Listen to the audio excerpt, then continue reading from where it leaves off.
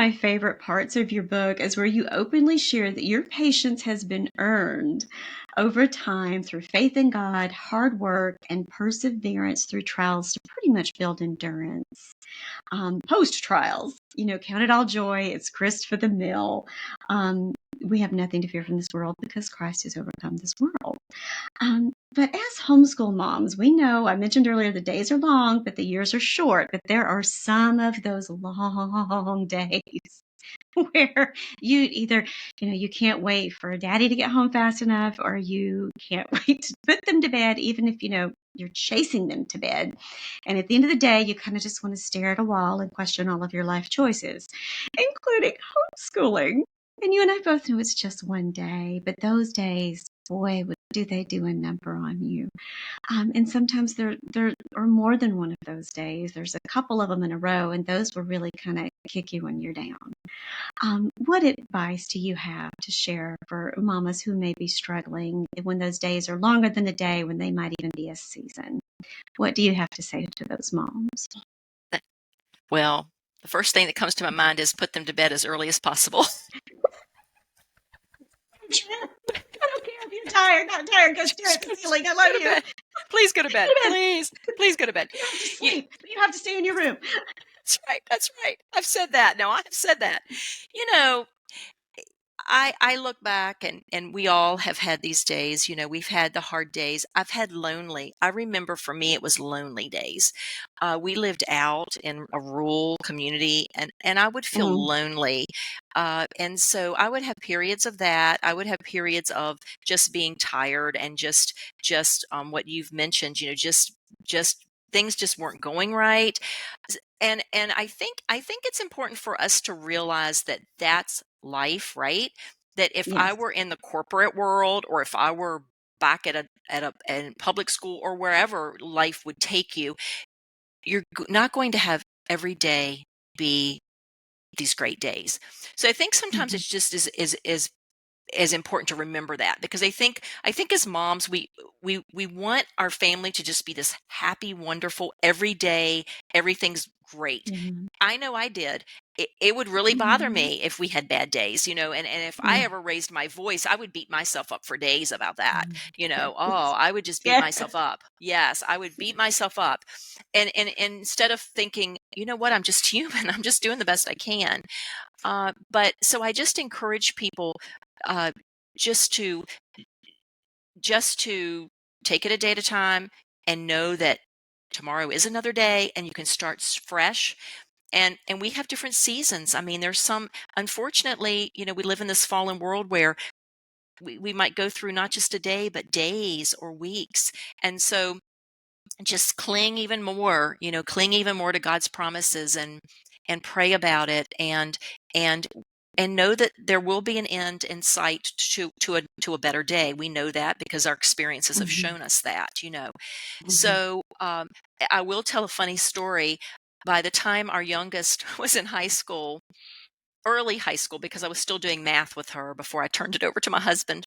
So it's probably doing algebra. Better than me. It was probably pre-algebra, because that's about it's about as far as I could go. It's probably pre-algebra. But we still laugh about it. It was a joke. If I would get frustrated, because I could tell she was frustrated because she wasn't understanding, and I was frustrated because I wasn't being able to teach her well or make it clear, I would grab the vacuum cleaner. I would tell her to work on something else, and I would vacuum. So it became this joke that when mom's mad or mom's upset, the vacuum comes out. And I also hum. The cleanest carpets that year. I was vacuuming like I was nuts. And it's a joke in our family too, because when something bothers me, I hum, and I did not even realize it. My children pointed it out to me that, Mom, you're humming. So it was a joke that, okay, we need to do something else because Mom's humming.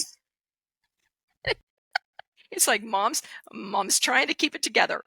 So when they're little, I think too, different seasons in our life call us to different things, for solutions. Like when they're little, the best thing that I could do was what you had said earlier: go to your room and play or read. Just go to your room, or put them to bed early. Now, when they're in middle school and high school, that's a different ball game. But by that time, your room. Yeah, exactly. I go and close the door and say, it's true. It's true. It is. But that's the age though where they realize when mom's had enough. And so that was helpful to me because my kids knew, okay, we need to, and my girls would say sometimes, Mom, what can we do? And I'd say, Oh, and I appreciated that. mm, But so I do think it differs for the time in your life. But for mm, encouragement, I will say, as with anything that we go through in life, it will get better, won't it? I mean, you might have a bad day, you might have a bad 2 days or 3 days, but it will get better. And it may be as simple as saying, you know what? We're going to take tomorrow off and we're going to go to the park, or yeah. we're going to go, we've been wanting to go to that, whatever, that art gallery or that, whatever it is. Um, th- you know, do it. Just take off and then you'll come back refreshed. You all will. And I think that's important too, to take breaks. Yeah, exactly. That goes back to the importance of rest, what we Hmm. were talking about earlier. And you could almost just schedule in breaks for rest. That's okay, especially if you're not good at getting to it. Because if you're like me, you make a list because you like the list because it's very satisfying to check that thing off the list. And if you do something Exactly. that's not on the list, you'll put it on the list just so you can check it off. So Love I will the list. literally put in breaks of rest because it's important. Like, oh yeah, Hmm. and that's okay too. It That's sure okay too. is. It's very That important to is do. such important advice too. It's okay. This is just a moment. This is just a season. You'll come through it. And always remember to go to God because you don't have to do it in your strength. And I think sometimes when I get the most overwhelmed is when I find myself that I've been trying to do it in my own strength. I've not been protecting that prayerful time with God. Maybe I overslept and I just didn't get up in time enough to do it, or I rushed through my Bible study. Protecting that time with Him really sets the tone. Doesn't mean your bad days aren't going to come. They are, and that's They are. okay.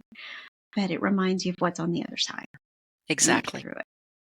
And you're Exactly. not going through it alone. That's right.